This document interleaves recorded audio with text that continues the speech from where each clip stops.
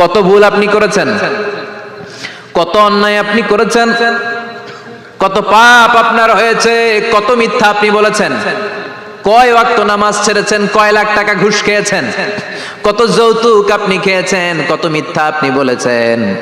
আপনার পাপ যত বড় হোক, যত বিশাল হোক, যত বেশি হোক, আল্লাহর দয়ার পরিসীমা তার চাইতেও বড়। আপনার পাপ, আপনার অন্যায়, আপনার জুলুমগুলো যদি হয় খালের পানির সমান, বিলের পানির সমান, আল্লাহর দয়া সাগরের পানির সমান।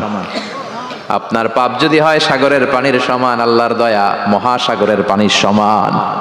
আপনার পাপ আর অন্যায় যদি হয় পাহাড়ের সমান, আল্লাহর দয়া আকাশের সমান। আপনার পাপ যদি হয় আকাশের সমান, আল্লাহর দয়া আরশের সমান।